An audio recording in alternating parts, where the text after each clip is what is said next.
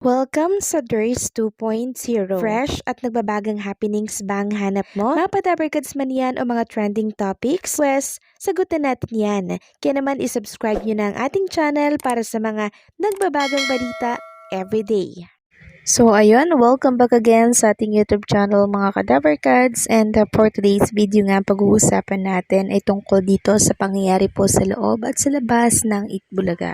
So isang napakasayang pananghalian na naman po ang pinagsaluhan natin dito po sa Itbulaga. Unang bumungad sa atin ang mga SQ na talaga naman pong nag-alay ng kanilang kanta, kasali po itong si Karen Aistro. And sinundan ito ni Atasha Mulak, Miles Ocampo, Alan Kay, and Rice Madison. So kanina po dyan sa Sugod Bahay mga kapatid, nandyan sila sa barangay na Mayan, and 65,000 pesos po plus mga regalo ang pinamigay ng Itbulaga sa napili at nabunot na winner. Samantalang, ang GB5 naman po ay may pa-audition dito po sa bawat barangay na susugurin po ng Itbulaga. So, ito po ay GB5 laro ng Barangay Henyo Auditions, time to flex ang inyong pagka-henyo.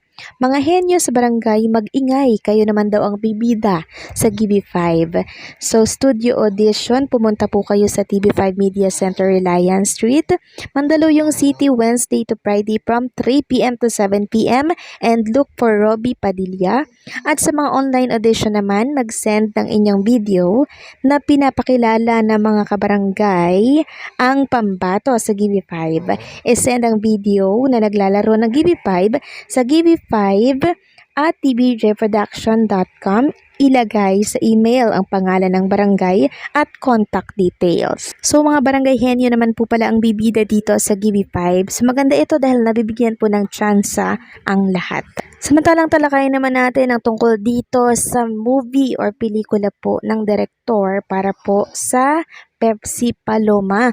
So meron po kasi tayong nakita na komento mula sa isang netizen na kung saan kung totoong salarin daw ang TBJ or itong si Bossing at Joey at mapatunayan daw na ito ang salarin, dapat daw patawan ng parusa regardless daw sa edad. Sabi kasi dito ng isang netizen, kung totoong sila ang salarin, managot dapat sina Bossing at Joey. Basta mapatunayan, tapos patawan daw po ng parusa regardless sa edad, kahit pa sabihing matagal nang nakalipas o kung ano man. Pero kung mapatunayan naman na inosente talaga, dapat managot rin itong si Yap, kasi hindi biro yung gagawa ka ng ganyang movie tapos hihingi ka lang ng sorry pag napatunayang walang kinalaman yung mga taong isinama mo sa movie mo. Parang nakakaloko lang, samantalang nasiraan mo ng pangalan yung mga taong idinadawit mo. Actually mga kadabarkads, tapos na po matagal ang kasong ito. Na-dismiss na po ata ito sa korte at napatunayang wala pong kasalanan talaga ang Tito Vic and Joey. So ang question ko lang, tapos na to, bakit muli pang bubuhayin yung matagal na pong tapos na issue? At dahil nga po dyan, isang abogado po ang nagbigay ng statement at nabasa po ito ni Daryl Yap. Sabi dito ni Jesus Palsis, the legal aspect of Daryl Yap's movie. Madaming nagsasabing libelous ang movie and demolition job daw ang movie against Tito Soto para mabawasan siya ng votes as is senatoriable. Tama naman sila, pero may lusot ba si DY sa kasong libel? Sabi kasi ng iba, freedom of expression, and historically accurate naman na may accusation of rape against Vic Soto, so lulusot. What does the law on libel say? A libel is public and malicious imputation of a crime or of a vice or defect, real or imaginary, or any act, omission, condition, status, or circumstance tending to cause the dishonor, discredit, or contempt of a natural or juridical person, or to blacken the memory of one who is dead. Pasok sa lahat ng elements. Number 1, may defamatory imputation of a crime or rape. Number 2, publish online or as a film eventually. 3, identified clearly si Vic Soto. 4, malays meron ba? Sa fourth and last element lang pwede makalusot si DY, may malays ba or wala. Ang sabi ng Supreme Court, kapag celebrity or public figure ang involved, the complainant Vic Soto must prove may actual malays ang accused DY. Actual malays requires reckless disregard of the truth or falsity of the defamatory imputation.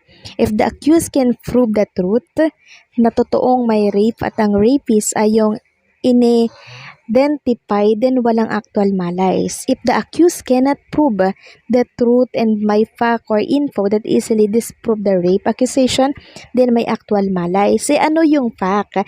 Nag-file ng affidavit of desistance si Pepsi Paloma sa kasong rape na sinampa niya against Vic Soto. Number 2, sa YouTube channel at interview ni Julius Babaw kay Coca Nicolas, sinabi ni Nicolas na walang rape at PR lang yon base sa sinabi ni Pepsi Paloma kay Nicolas. So with these facts, it would be hard for any court to say walang actual malays. All elements of libel are present. But wait, what if the movie in the end accurately portrays na nag-deceased si Pepsi Paloma and the conclusion of the movie is walang rape na nangyari? Number 1, duda ako. Ang alam ko from my sources, may PR demolition job against top senatoriables from Erwin Tulfo, American citizenship to now Tito Soto by proxy war. The top 10 to 40 na senatoriable need to shave some votes from the top 1 to 6 para maka-top 12. If you remove mga 1 million voted sa taas, makakapasok sa Magic 12 ang mga lot-lot sa baba. Number 2, hindi pa din lulusot sa libel law kung magpa-file si Vic Soto. The mere fact na may publication of a defamatory imputation gives rise to libel even if historically accurate yung film. Ang matitirang defense na lang kay DY is the defense of good motive, and that can only be judged after I see the entire film and hear DY's motive or explanation why he made this film. So nakita po ni Daryl Yap itong post ng abogadong to at ito lang po ang nasabi ni Daryl Yap. Babasahin ko sana kaso lang ilang beses nang pinahiya ng korte itong abogadong wala daw kliyente. Binuksan ko na lang ang luma kong farm bill. So parang minaliit niya pa po itong si Jesus Palsis sa naging komento niya po. Actually, hindi lang po siya basta komento mga kadaber gods. Base ito sa mga law and syempre may mga batas tayong umiiral. So isang abogado na po mga kadaber gods ang naglabas ng statement and sana naman 'di ba kabahan na po itong si DY sa mga binabalak niya laban sa paglabas po ng pelikula ni Pepsi Paloma. So ano po ang masasabi ninyo sa update natin ito? Don't forget to like, share, comment, and subscribe.